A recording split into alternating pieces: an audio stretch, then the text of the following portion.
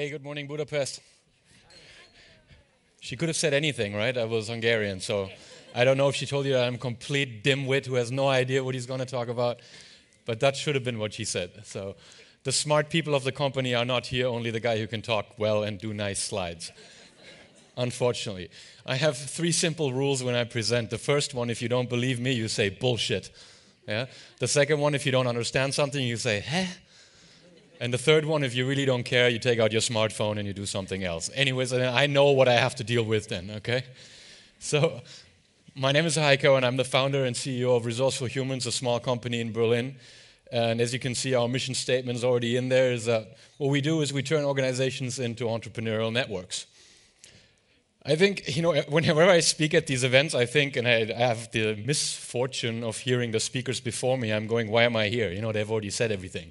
What could you possibly hear from me? I think one interesting thing that you could hear is that I've been in this world, right? This world. Companies that run with 100% entrepreneurship and really 0% bullshit, they exist.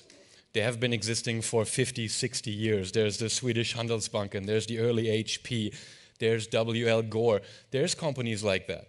They had a very different operating system, how they ran their culture. They had a very different system, how they did performance management.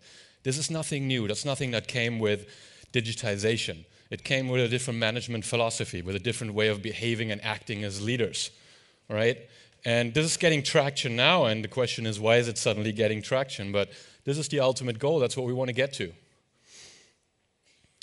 I was just at the HR Tech, and Gary Hamel held a presentation, and he said, whoever prints this out and can put it at the door of his office as a manager, I'll make you famous, right? Just tweet the picture and say, Gary Hamel, the management guru, this is what you're aspiring to, right? To say, this is a bureaucracy and asshole-free zone. Now, you might think this is strong words, but we just had a presentation. Too much Red Bull. We just had a company project with T-Mobile, and the head of the Workers' Council, Emma Chapman, fantastic lady, and a head of a Workers' Council who's driving cultural change. Imagine that, right? All the Germans were like, this is not possible. A Workers' Council is here to destroy everything, yes? No, this lady actually drove stuff forward. It was amazing. And she said, before we do anything in this company, to get through the cynicism of a large organization, we have to have a huge symbol that things are actually changing. We're going to have to make an asshole list.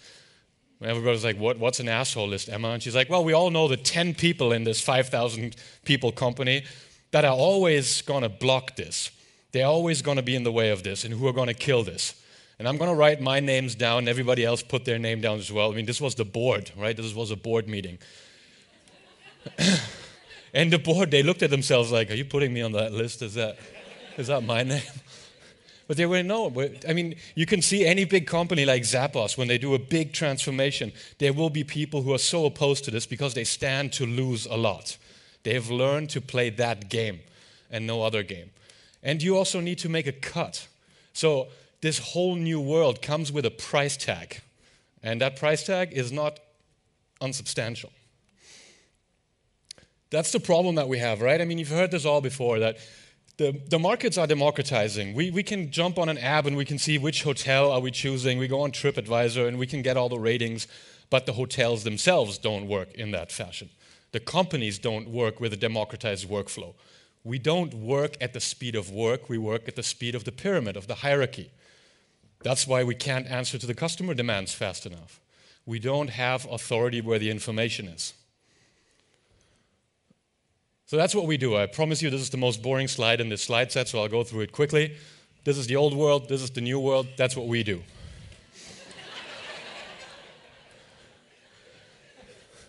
That's already cooler, right? So a very special thing about us is that we come from the video games industry.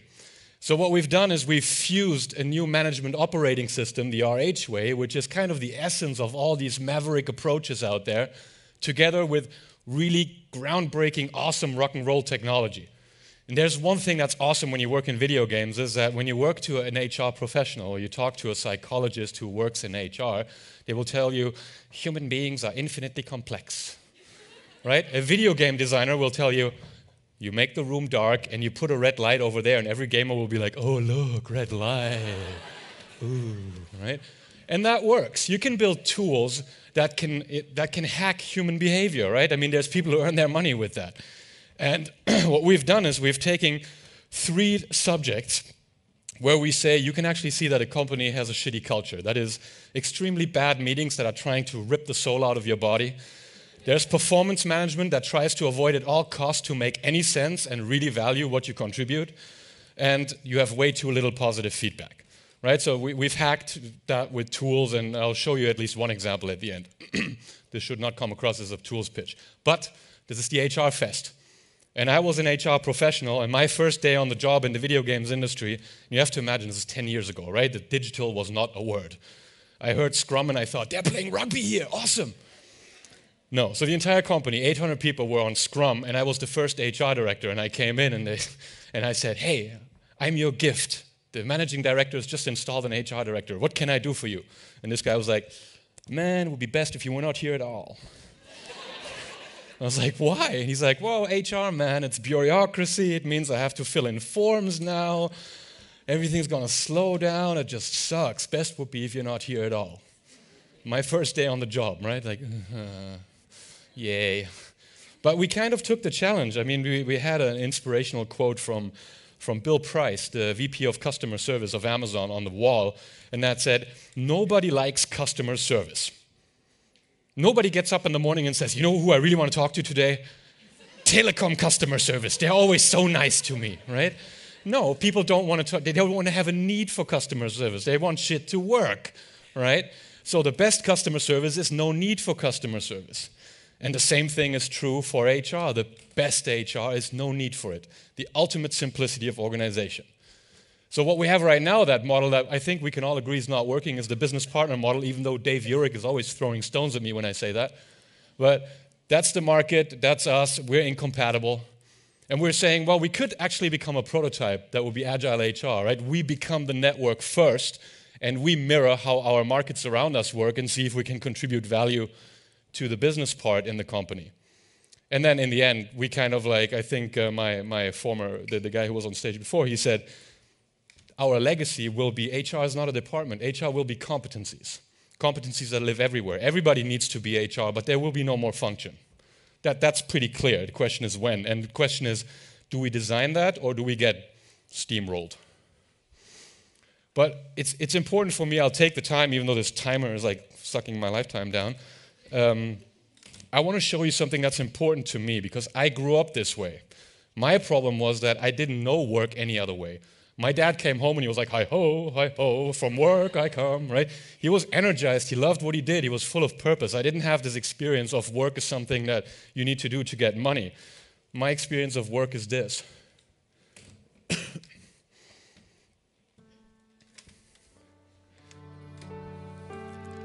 Well, not mine, but you get the point. I grew up in color. There's this story of 2 people in a garage on Addison, and they were tinkering on the weekend, and they're engineers, and they built this billion-dollar company.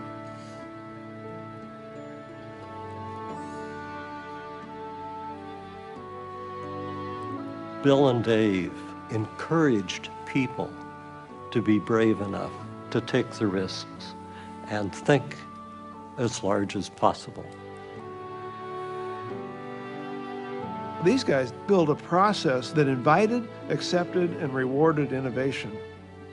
There were multiple people in every department of the company doing innovative things. The essence of the HP way. Top management sets the overall objective and then gets out of the way and lets the people do it. HP set the standard for the rest of us. They became, in my mind, the icon of what business ought to be.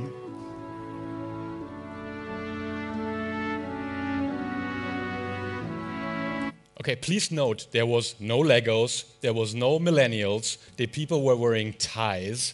This is really as boring as it gets, but they were happy, or as a former speaker said, engaged, because they believed in what they did, and this was important. The essence of what we now call the RH way. The management sets the framework and gets out of the way and lets the people do it. No micromanagement. What that requires, though, is very clear business focus. And if we really talk about the nuts and bolts of what a good HR department needs to enable this future of work is, do we actually know what our entrepreneurial purpose is? Can we put that down in a way that everybody can connect to it? Hey, we spent 6 months with T-Mobile trying to see what differentiates them from Vodafone and tell me that picture wasn't pretty, yeah? This is what it does, right? I mean, again, this is nothing new. These are people from the 1950s. That's Jan Wallander from the Handelsbanken, Bill and Dave from HP, that's Vivian and Bill Gore from W.L. Gore, and Ricardo Semler from Semco, right? And they said that a network organization moves authority to information, connects every individual in the organization. No hierarchy, but an organic hierarchy. Information flows freely, and self-managed teams do what they need to do to contribute value to the customer. But you have to make a couple of choices. The first one is, are you going to be a Tesla or you're going to be an Audi? What is your base operating system? This is what you have to choose, right? We say there's four base operating models, and I have to tell you, I work with a lot of Germans, and they say in Germany you need a grid with 4 quadrants, otherwise the Germans cannot connect to it. So here's my German slide. Basically, we're saying that you have an organizational design, the processes and everything, then you have the people who live in them and the mindset and the skill set that they bring to bring the company alive. So at the top left, you have kind of like the startups. It's pioneering, chaotic. You work 14 hours a day. You have a lot of Red Bull. You have a kicker, but you don't really know what you're doing. The bottom left is the exact opposite. That's like Volkswagen, right? It's big and scary, incorporated. There's like one guy in a room somewhere in Wolfsburg, and he says, you do this and you do that, and then it gets filtered down to a spreadsheet of 450,000 people.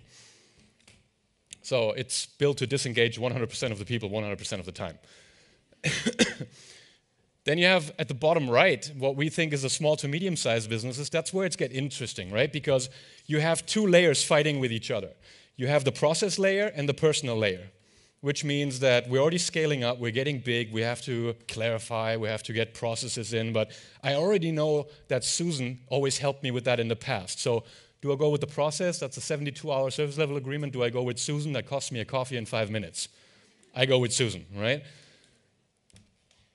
The top right, those companies you just saw before, the the network of entrepreneurs, they said, screw the process. We're going to make that thing between you and Susan. That is the process of our organization.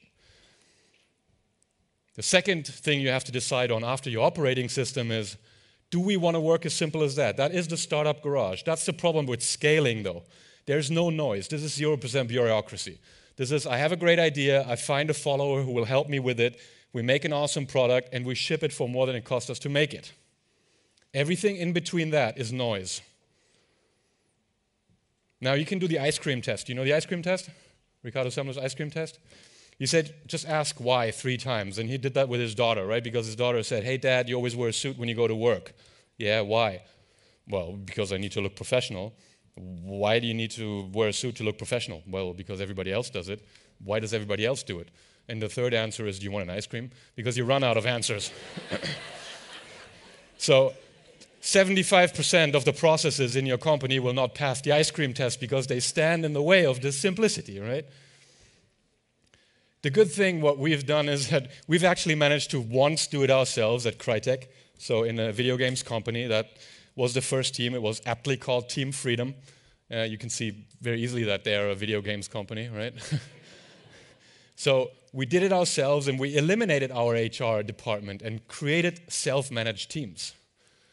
The second time is we did it with another company from the outside, a company called Haufe Humantis. I don't know if you've heard about them. And they went completely wild with it. They elect their CEO once a year. They're 200 people strong. Middle management gets elected. The entire strategy of the company gets crowdsourced once a year. Entirely possible. Completely nuts and extremely high productivity.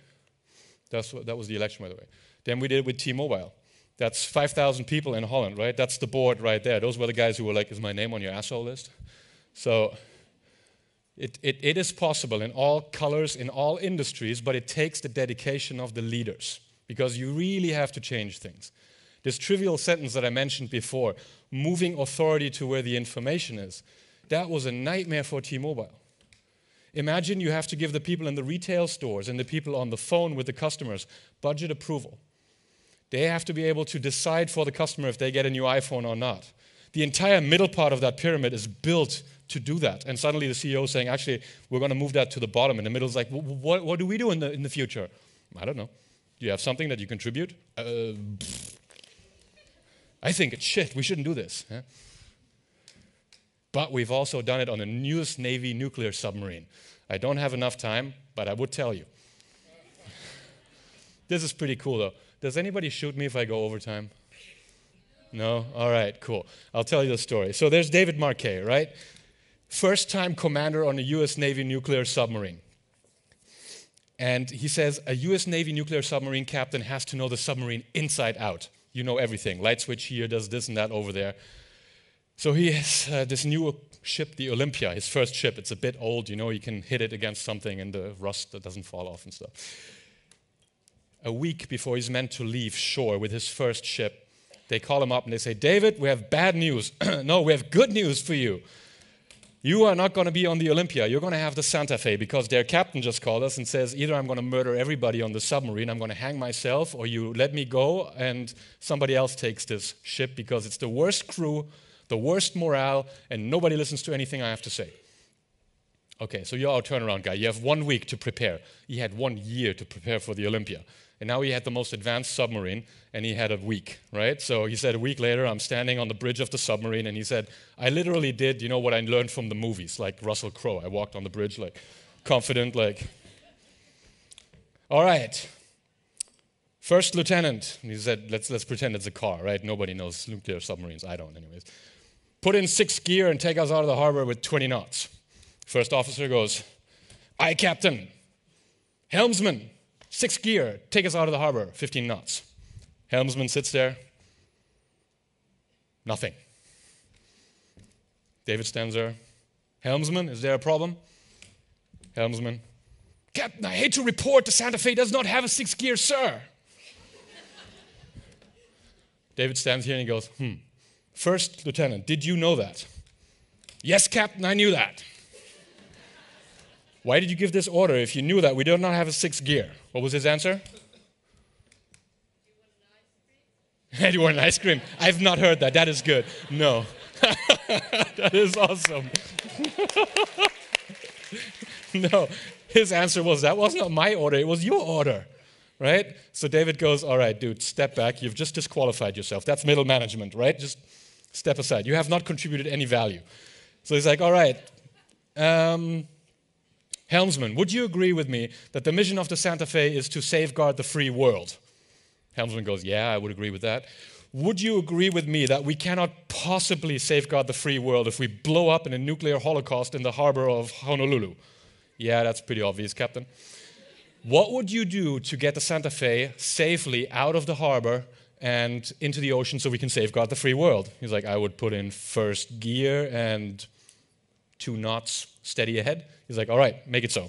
He's like, is that your order? No, it's your order. And the guy's like, okay.